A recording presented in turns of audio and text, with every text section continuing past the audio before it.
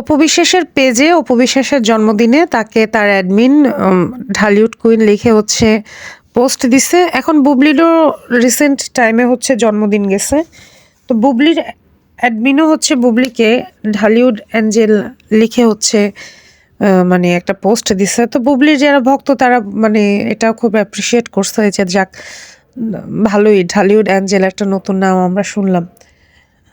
আর অপু বিশ্বাসের যারা ভক্ত এবং অপু বিশ্বাসকে নিয়ে যারা ভিডিও বানায় তারা বলতেছে এটা নাকি অপু বিশ্বাসকে হচ্ছে কপি করে তারপর হচ্ছে বুবলির অ্যাডমিন দিছে। তো এটা তো শুধু অপু বিশ্বাস করছে তা না, এটা আমি শাকিব খানকেও দেখছি, অন্যান্য নায়ক নায়িকা, এমনকি আমরাও যখন ছোট ছিলাম তখন আমাদের ওয়ালে আমরা খালি কাউন্ট করতাম যে কয়জন আমাদেরকে বার্থডে উইশ করছে। এখন তো বড় হয়ে গেছে, এখন এগুলো আর ম্যাটার করে না। তো তখন আমরা সবাইকে তো আর উত্তর দিতে পারতাম না, 400 জন 500 জন ওয়ালে পোস্ট করত। তো তখন একটা পোস্ট দিতাম যে সবাইকে ধন্যবাদ আমার মানে আমার জন্মদিনে আমাকে উইশ করার জন্য।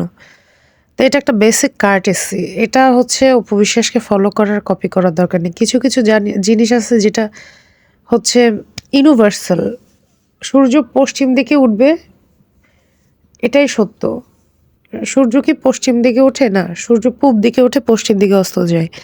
এটা ইউনিভার্সাল ট্রুথ। কেউ মানে উইশ করলে তাকে হচ্ছে সে সবাই মানে সেই উইশের অপোজিটে সবাই হচ্ছে থ্যাংক ইউ জানাবে। এটাই হচ্ছে ইউনিভার্সাল ট্রুথ। এখানে কপি করার কিছু নেই। এখন এখানে আমাকে বার্থডে উইশ করলে আমি তো বার্থডে উইশের বিপক্ষে আমি থ্যাংক ইউ জানাবো, আমি কি তাকে হচ্ছে অন্য কিছু বলবো নাকি? আর এখানে বিষয়টা হচ্ছে ঢালিউড অ্যাঞ্জেল বলছে, এটা আর একটা কারণ আছে, সেটা হচ্ছে বুবলি যেহেতু বর্তমানে প্রথিতযশা একজন অভিনেত্রী, মানে সে চাইছে তার আজকে যে বার্থডে এটা যাতে সবাই জানুক। আর একটা আমি বুবলি নিজেই বলছে যে সে সোশ্যাল মিডিয়াতে অত বেশি অ্যাক্টিভ না, সেগুলো অত ভালো পারেও না, অত ভালো বুঝেও না। আপনারা এটা অনেকবার প্রমাণ পাইছেন, তার ছবিগুলো যে সে আপলোড করে মানে বোঝাই যায় যে সেগুলো তার অ্যাডমিনরাই করে। কারণ মানে অত গুছিয়ে গাছিয়ে আপলোড করা এগুলো আসলে বুবলি এগুলো বুঝেও না। হয়তো কিছু ক্যাপশন দিবে বা কোনো স্ট্যাটাস হয়তো লিখে দেয়, ওটা হয়তো অ্যাডমিনরা কপি করে পোস্ট করে দেয়। তো বুবলির কে নিয়ে এই ধরনের কথাবার্তা না বলে বুবলির ছেলে যে এত সুন্দর করে বুবলিকে উইশ করলো, এটা আপনারা কিন্তু অ্যাপ্রিসিয়েট করতেছেন না যে তার ছেলেটা তাকে এত সুন্দর করে উইশ করলো এবং সেই ভিডিওটা কিন্তু লাখ লাখ মানুষ দেখে ফেলছে, লাখ লাখ না কোটি কোটি। কারণ সেই ভিডিওটাতে, সরি আমার ঠান্ডা লাগছে, সেই ভিডিওটা কিন্তু অলরেডি প্রায় আমি লাস্ট দেখলাম মনে হয় 14 মিলিয়ন, মানে 1,40,00,000 লোক দেখে ফেলছে সেটা। তো বাংলাদেশের জনসংখ্যা কতজন, বাংলাদেশে ফেসবুক ইউজ করে কতজন? তো অলরেডি একটা ফেসবুক পেজ থেকেই হচ্ছে, তার নিজের ফেসবুক পেজ থেকেই প্রায় 1.5 কোটি মানুষ ভিডিওটা দেখে ফেলছে 16 কোটির বাংলাদেশে। তাহলে আপনি বুঝেন তার জনপ্রিয়তা। এমন তো না যে সে সেখানে কোনো সমালোচনা, অন্যের মানে অন্যকে নিয়ে সমালোচনা বা কোনো বিতর্কিত মন্তব্য করছে যেটার কারণে সেটার এত ভিউ হয়েছে, বা তা না। আর ভিডিওটা মাত্র 2 দিনের ব্যবধানেই কিন্তু এরকম লাখ লাখ ভিউ, কোটি কোটি ভিউ হয়ে গেছে।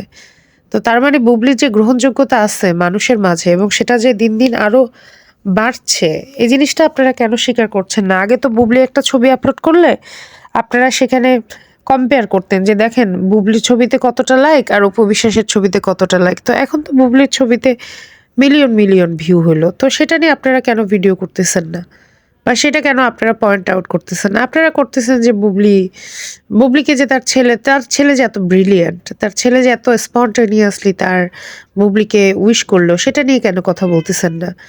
এত তো স্পন্টেনিয়াসলি হচ্ছে অপু বিশ্বাসের ছেলে কথা বলতে পারে না এত স্বতঃস্ফূর্তভাবে। তো সেটা আপনাদের চোখে পড়তেছে না যে বুবলির ছেলেটা অনেক অনেক সুন্দর, অনেক ম্যাচিউরড, অনেক মেধাবী অপু বিশ্বাসের ছেলের থেকে, অনেক কার্টেসিও জানে, অনেক ভদ্র সোভার এবং বেশ শিক্ষিত। এবং সে যেভাবে বলতেছিল হ্যাপি হ্যাপি বার্থডে মামি, এবং তাকে তো কিছু শিখিয়ে দিতে হয়নি, সে নিজেই ফ্ললেসলি বলে যাচ্ছিল। সে যখন আরো বড় হবে তখন আরো সুন্দর করে কথা বলতে শিখবে। কিন্তু আমরা অপু বিশ্বাসের ছেলের ক্ষেত্রে কি দেখেছি, সব মানে যতটুকু শেখানো বলে ওটুকুই বলবে, এর বাইরে এক লাইনও বলতে পারে না, হাসবে না, যথেষ্ট বেজার মুখো। হাসিটাও বোঝা যায় ফেক একটা হাসি সে দেয়। এখন এগুলো নিয়ে কথা বললে আপনারা হচ্ছে কষ্ট পান যে আমি গীবত করি, এই করি। তো এগুলো তো ফ্যাক্ট। এখন আপনারা বুবলির এগুলো নিয়ে কথা বলবেন, তখন সমস্যা হয় না। আর আমি কিছু বললে সেটা আমি যখন পাল্টা যুক্তি দিই, আমি তো লজিক্যাল কথা বলতেছি। আমি তো ভাই এখানে অন্য কিছু বলতেছি না।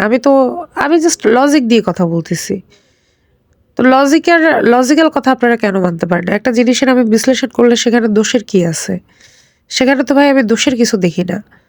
আর আমি যে কথাগুলো বলি সেগুলো তো উপবিশ্বাস জানি। উনি সেলিব্রিটি মানুষ, ওনার বিভিন্ন কথাবার্তা কাজকর্ম নিয়ে আমরা বিচার বিশ্লেষণ করব, এটাই তো স্বাভাবিক এবং এটাই তো হওয়া উচিত। এখানে তো গীবতের কিছু আমি দেখছি না। সেলিব্রিটি, পাবলিক ফিগার, এদেরকে নিয়ে সমালোচনা যদি নাই হয় তাহলে এরা পাবলিক ফিগার কেন?